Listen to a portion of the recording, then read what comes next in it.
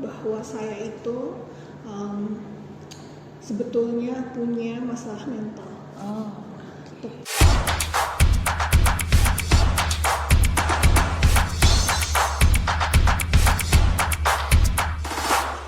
Halo teman-teman, ketemu lagi nih dengan Kahana di Vokoid Podcast.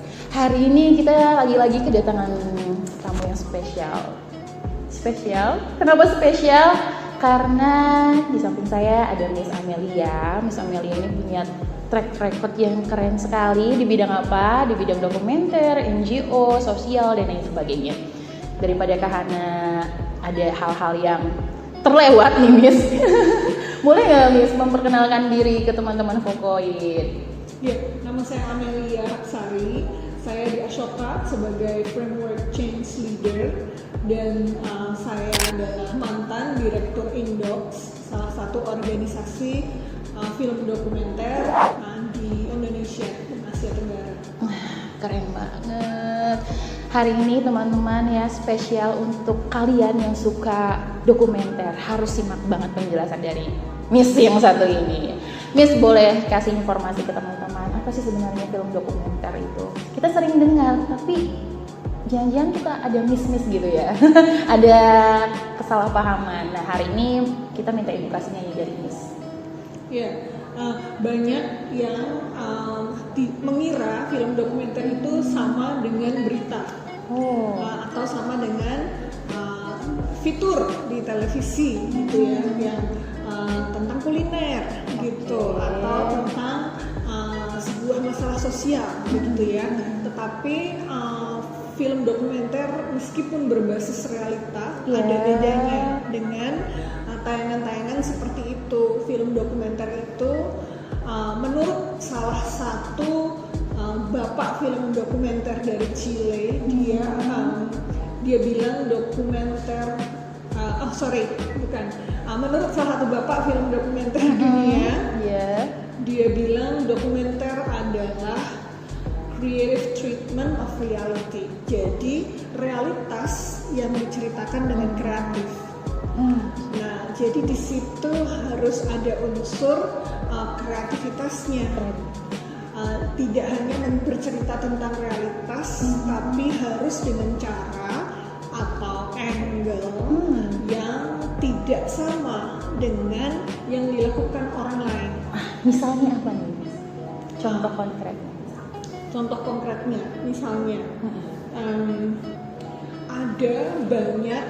Misalnya kemarin kita baru menonton film Sejauh Ku Melangkah. Ya, tentang persahabatan dua remaja buta gitu.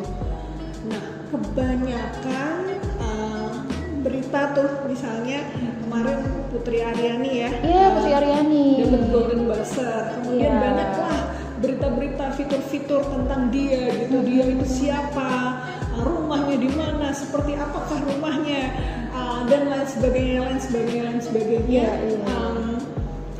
Nah, tetapi dan kita sudah banyak mendengar mendengar banyak tentang remaja yang buta atau rekan-rekan yang disabilitas itu yang banyak spesial sekali. Nah, terus tapi yang diungkit adalah kespesialan mereka gitu, bahwa mereka bisa berprestasi gitu, bahwa mereka bisa yang diungkit adalah prestasinya gitu. Nah, sedangkan film ini mengangkat justru bagaimana mereka menjalani kesehariannya. Gitu, bagaimana mereka menghadapi tantangan-tantangan yang munculnya setiap hari dan dialami oleh semua orang dengan disabilitas apapun itu. Nah, karena itu mereka menceritakan sesuatu realitas kan, tapi dengan cara yang berbeda dengan orang-orang lain. Mereka justru melihat bagaimana sih dua remaja ini bisa sekolah di sekolah inklusi, struggle gitu. Terus tantangannya apa gitu ya? Yang satu tantangannya karena disupport keluarganya, sekolahnya bagus, sekolahnya disupport semua, pelajaran dia disediakan guru pendamping yang khusus. Ternyata dia memiliki tantangan di kemandirian. Oh. Ya, mencuci baju sendiri tidak pernah gitu ya. Terus makan itu kesusahan karena itu selalu makan bersama, begitu susah langsung dipotongin. Iya. Ya kan? Iya. Padahal apa namanya kan pada satu saat tidak mungkin keluarganya ada terus. Betul. Pada satu saat entah itu mau dia umur berapa, dia akan harus mandiri. Ada di fase harus di fase. Bahkan suatu saat mungkin dia memiliki keluarga sendiri. Iya. Nah, sehingga belajar mandiri itu penting. Nah, sedangkan yang satunya justru malah tidak ada support, ditaruh aja di asrama, ya kan, nyuci baju sendiri sudah biasa, meskipun itu sering hilang kadang-kadang itu gantungan bajunya hilang, kayak gitu, ya gimana, terus tapi menyiapkan makan bisa sendiri, cuci baju, membersihkan kamar sendiri, bahkan pesen Gojek sendiri untuk bisa berangkat ke sekolah. Nah, tapi di sekolah sangat tidak disupport sehingga dia pelajarannya ketinggalan. Meskipun begitu tetap punya cita-cita dan berusaha mencapai cita-citanya. Nah, dengan ini di dalam film dokumenter ini kita tidak memberikan solusi, ya kan? Apa solusinya? Tidak ada. Nah, karena film dokumenter bukan bersifat yang saya dibilang itu preskriptif. Preskriptif itu apa? Seperti dokter. Dokter, saya sakit, minum obat ini, beli. Gitu.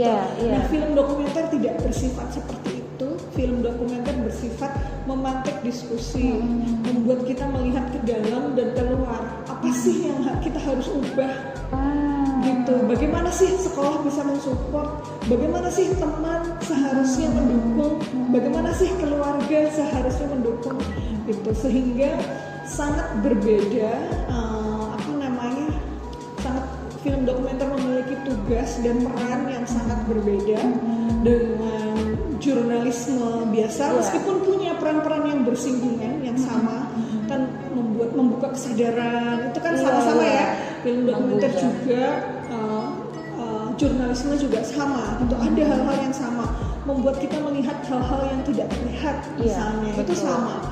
Tapi kemudian film dokumenter itu bertanya, mengajak kita berpikir, membuat kita merasa tidak nyaman, karena kalau kita nyaman ya udah kan nggak ada masalah. Betul. Jadi perbedaan ini sering tidak disadari dan film dokumenter sangat berpaku pada cerita dan ceritanya itu harus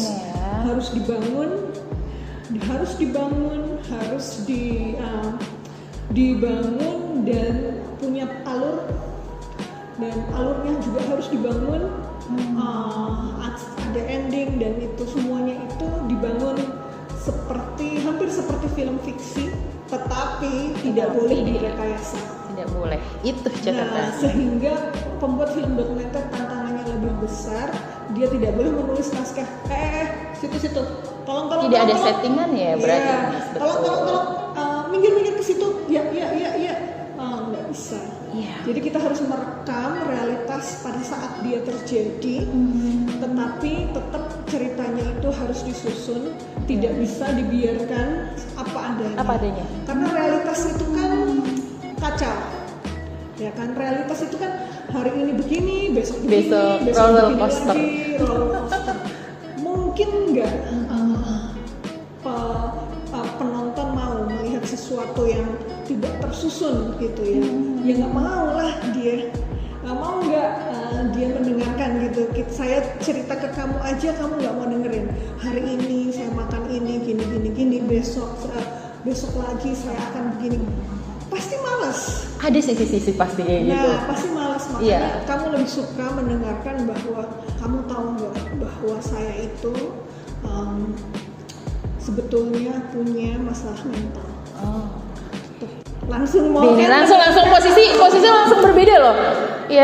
Betul posisi karena langsung beda. Manusia itu suka ketika mendengarkan atau ketika cerita itu seseorang memiliki tantangan atau hal-hal sulit yang dia lalui gitu, atau pembelajaran hidup yang dia dulunya nggak tahu terus menjadi tahu. Ada suatu pencerahan lah. Ada pencerahan, ada ada unsur kalau dalam cerita selalu ada unsur yang tidak semua diceritakan di depan. Itu sehingga penonton itu mau mengikuti terus. Penasaran nih, itu perlu dibangun. Kalau dalam cerita itu disebut hook, yang kemudian terus dia ingin mengikuti. Kayak gitu. Dalam film dokumenter itu semuanya ada, dan karakter juga harus dipilih. Tidak semua orang bisa difilmkan langsung jadi bagus.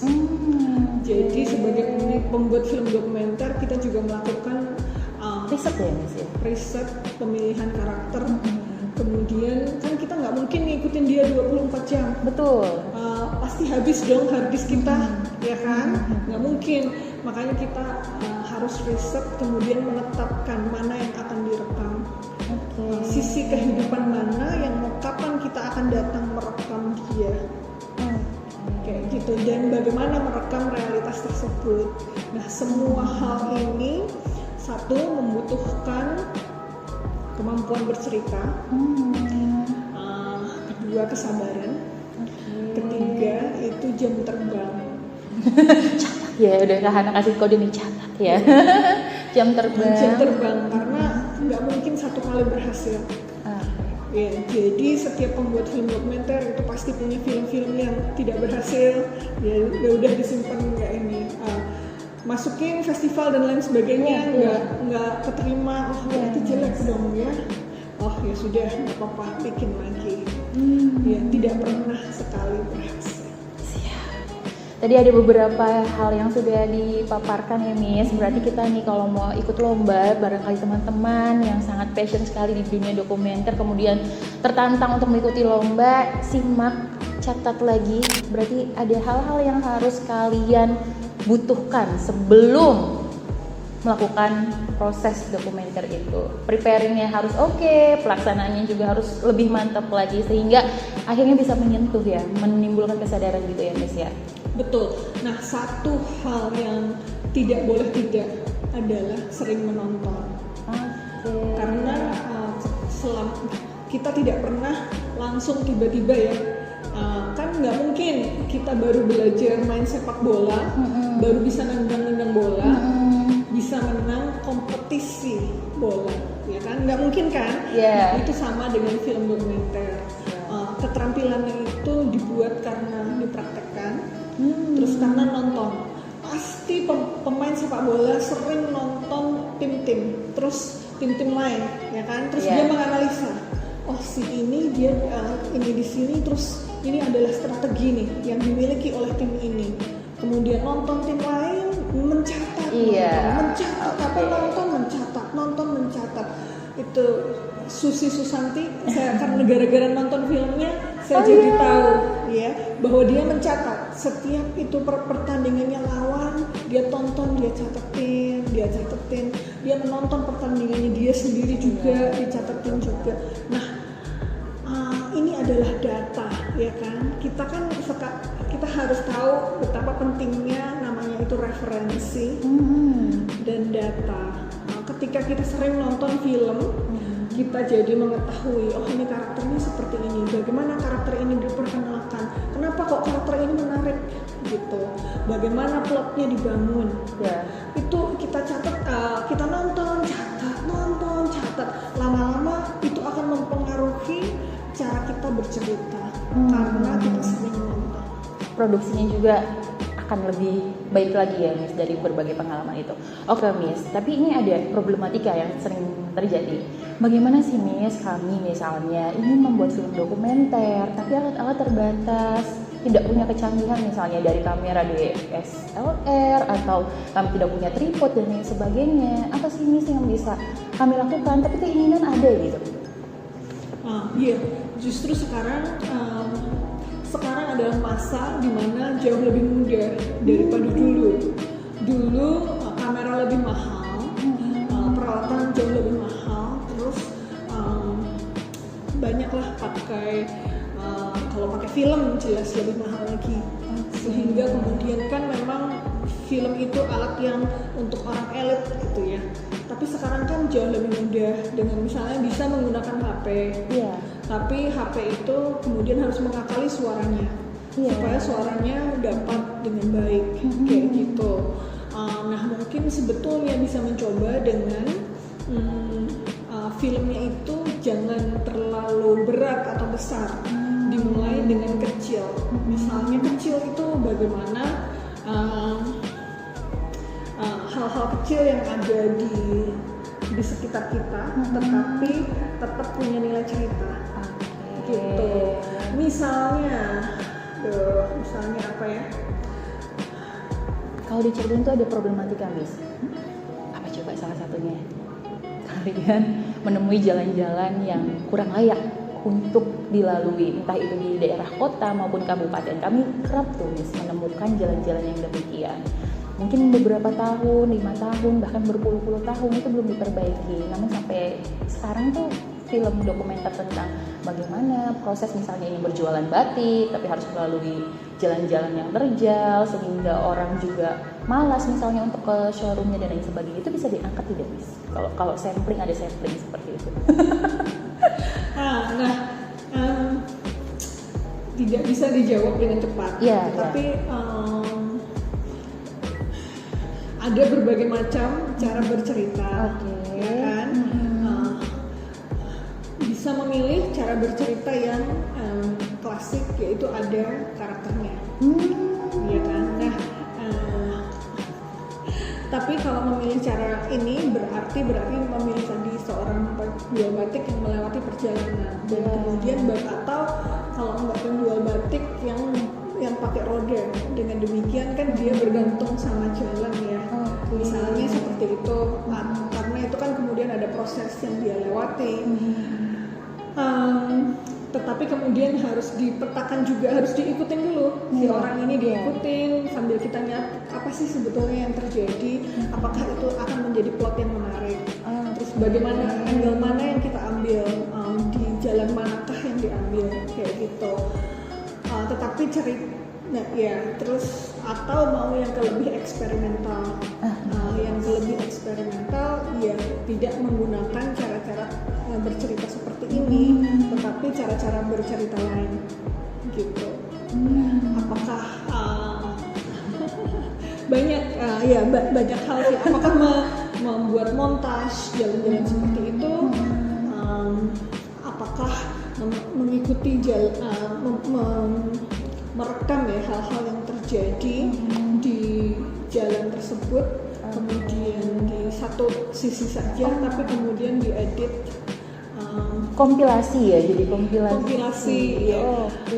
Cuman yang saya tekankan, jalan yang ini kelihatannya produksinya mudah, tetapi karena